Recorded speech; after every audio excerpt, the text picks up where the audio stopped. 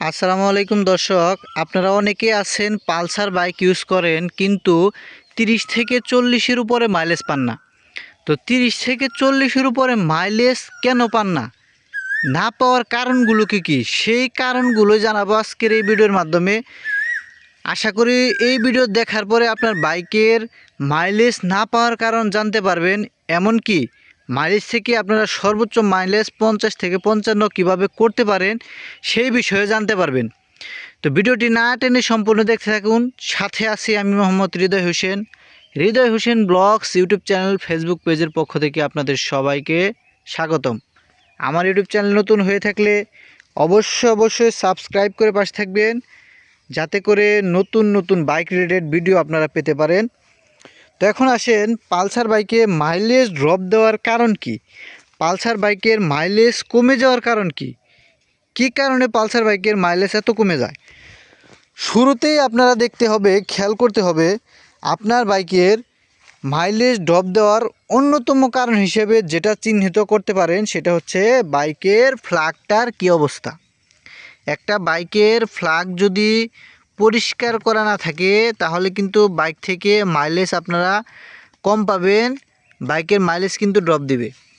তো আপনারা অবশ্যই বাইকের ফ্ল্যাগটাকে প্রতি 1 মাস পর হলেও খুলে চেক দিবেন ফ্ল্যাগের মধ্যে ময়লা হয়েছে কিনা, ময়লা জর্জরিত হয়ে আছে কিনা, তাহলে ফ্ল্যাগটাকে পরিষ্কার করবেন। 2টা ফ্ল্যাগ পরিষ্কার করে ভালো করে লাগিয়ে দিবেন, আপনার বাইকের মাইলেজ আগের তুলনায় অনেক বেড়ে যাবে। দ্বিতীয়ত আপনাকে দেখতে হবে আপনার বাইকের চেন স্পকেট বা চেন কভারের চেনটা কতটুকু টাইট আছে, লুজ আছে। আপনার বাইকের চেন যদি পর্যাপ্ত টাইট না থাকে, পর্যাপ্ত লুজ না থাকে, তাহলে কিন্তু আপনার বাইকের মাইলেজ অনায়াসে কমে যাবে। বাইকের চেনটাকে বেশি টাইটও না বেশি লুজও না, আপনাকে একটি মাপেই বাইকটাকে ভালো করে বাইকের চেনটাকে টাইট দিতে হবে, যে টাইট দেওয়ার মাধ্যমে আপনার বাইকের মাইলেজ আগের তুলনায় বেড়ে যাবে, সঠিক মাইলেজ কিন্তু আপনারা পেয়ে যাবেন। এখন আসেন পালসার বাইকের আপনার চাকার হাওয়ার প্রেশার কীরকম আছে। আপনার বাইকের চাকার হাওয়ার প্রেশারটা তো কম নেই, আপনার বাইকের চাকার হাওয়ার প্রেশারটা তো বেশি নেই।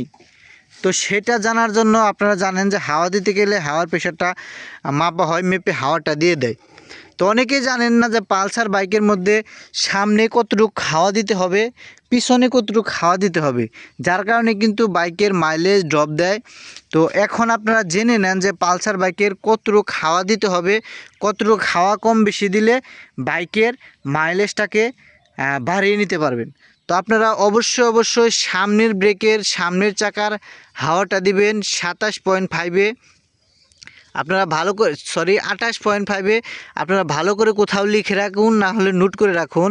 আপনারা সামনের চাকার হাওয়া দিবেন 28.5 হাওয়া দিবেন, আর পিছনের চাকার হাওয়া দিবেন 33। হ্যাঁ, 28.5 আর হচ্ছে 33-32-এর মাঝামাঝি দিলেও হবে, এর কম বেশি করবেন না। এর কম বেশি করলে আপনার চাকাটা বেশি করলে মাইলেজ কম দিবে, কম করলেও মাইলেজ কিন্তু কম দিবে। অবশ্যই সামনের চাকাটা খুবই সেন্সিটিভভাবে হাওয়া দিবেন, বিশেষ করে বেশি হাওয়া সামনের চাকা আমরা অনেকে দিয়ে ফেলি, যার জন্য গাড়ি কিন্তু পর্যাপ্ত লাফাবে, প্লাস হচ্ছে বাইকের মাইলেজ কিন্তু কমে যাবে। তো আমরা এটা খুবই লক্ষণীয়ভাবে দিব, যখন কিনা আমরা বাইকের হাওয়া দেই অবশ্যই চেক করব বাইকের হাওয়াটা পর্যাপ্তভাবে দিতেছি কিনা, চাকার প্রেশারটা পর্যাপ্তভাবে ঠিক আছে কিনা। এখন আসেন এখানে কিছু কাজ আছে, আপনারা এইখানে আপনার বাইকের যে তেলের চাবিটা আছে এটার সঠিক মাপ মেপে তারপরে কিন্তু তেলের প্রেশারটাকে আপনারা অ্যাডজাস্ট করে নেবেন। এখানে আপনারা জানেন যে এখানে আরপিএম মিটার আছে, এটাকে আপনারা বাড়িয়ে 4000 করে নেবেন। তারপর হচ্ছে এখানে যে তেলের এই যে নাটটা দেখতেছেন, এই নাটটাকে আপনারা ফুল টাইট দিয়ে 1.5 পেজ কমিয়ে দিবেন। তো এইভাবে কমিয়ে দিলে কিন্তু বাইকের মাইলেজটা আপনারা দুর্দান্ত পাবেন। তো এইভাবে কিন্তু আপনার বাইকের মাইলেজ যদি কমে যে থাকে, আপনারা চেক করবেন আপনার বাইকের কোন সমস্যাটা মিলে গেছে। আমি যেগুলো দেখালাম এই সমস্যার মধ্যে কোন সমস্যা আপনার মধ্যে রয়েছে, সেই সমস্যাগুলো সলভ করে দেখেন আপনার বাইকের মাইলেজ 45 থেকে 50 অনায়াসে দেবে। 45 থেকে 50 মাইলেজ পাবেন 100-এ 100। তো আপনারা অবশ্যই চেষ্টা করবেন বাইকের সঠিক সময়ে সঠিকভাবে বাইক মেনটেনেন্স করা, বাইকের কোনো সমস্যা থাকলে, বাইকের কোনো কাজ থাকলে সঠিকভাবে কাজ করিয়ে নেওয়া, আর সঠিক সময়ে বাইকের ইঞ্জিন অয়েল ড্রেন দেওয়া। তো এই কাজগুলো অবশ্যই করিয়ে নেবেন। এই কাজগুলো সঠিকভাবে সঠিক সময়ে বাইকের ইঞ্জিন অয়েল ড্রেন দিলে, সঠিক সময়ে বাইকের ব্রেক প্যাডটা চেঞ্জ করলে, সঠিক সময়ে বাইকের পর্যবেক্ষণ করলে বাইক থেকে পর্যাপ্ত মাইলেজ পাওয়া সম্ভব। 45 থেকে 50 মাইলেজ পাবেন 100-এ 100, কোনো অংশে কম পাবেন না। যদি 45 থেকে 50-এর কম মাইলেজ পান তাহলে কিন্তু আপনাকে ধরে নিতে হবে আপনার বাইকে খুঁটিনাটি সমস্যা আছে। তো আশা করি আজকে আরেকটা সমস্যা হচ্ছে আপনার বাইকের যদি ডিস্ক ব্রেকটা অনেক হার্ড থাকে, চাকা ঘুরান দিলে যদি দেখেন যে বেজে বেজে ঘুরতেছে তাহলেও কিন্তু সমস্যা, সেক্ষেত্রেও কিন্তু আপনার বাইকের মাইলেজটা কমে যেতে পারে। তো এটাও খেয়াল রাখবেন, বাইকের ব্রেকটা ডিস্ক ব্রেকটা অনেক হার্ড যেন না হয়ে থাকে, এটা খেয়াল করবেন। খেয়াল করে দেখবেন যে কী অবস্থায় আছে, ঠিক আছে? এটাও কিন্তু আপনারা দেখতে পারেন, এটাও একটা মেজর প্রবলেম। তো এইভাবে কাজ করে দেখেন আপনার বাইকের মাইলেজটা দুর্দান্ত বেড়ে যাবে। আর হচ্ছে খুঁটিনাটি যদি কোনো সমস্যা থাকে সেটা সমাধান করে নেবেন, বাইক থেকে ভালো পারফরমেন্স পাবেন, ভালোভাবে বাইক চালাতে পারবেন।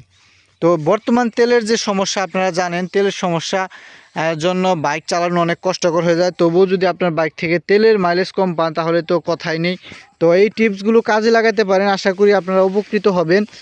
তো যদি ভিডিওটি একটু ভালো লেগে থাকে অবশ্যই শেয়ার করে আপনার বন্ধুদের দেখার সুযোগ করে দিতে পারেন। আর আমার ইউটিউবে ভালো লাগলে ইউটিউবের এই ভিডিওর মধ্যে কমেন্ট করে জানাতে পারেন। আর কোন ধরনের ভিডিও চান সেটাও কমেন্ট করে জানাতে পারেন।